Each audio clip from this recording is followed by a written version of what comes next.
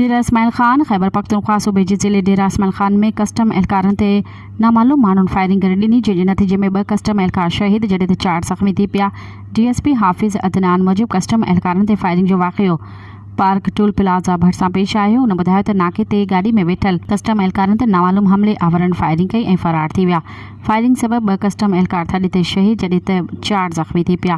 DSP हाफ़िज़ अदनान मूजिब ज़ख़्मी एहलकारनि खे DHQ अस्पताल मुंतक़िल कयो वियो आहे। पुलिस जी वॾी नफ़री वाक़िए वारी जॻह खे घेरे में वठी छॾियो आहे। यादि रहे त 3 ॾींहं अॻु बि दुराबन रोड ते कस्टम इंटेलिजेंस जी गाॾी खे नामालूम माण्हुनि निशानो बणायो हो, जंहिं में इंस्पेक्टर समेत 5 कस्टम एहलकार शहीद थी विया हुआ।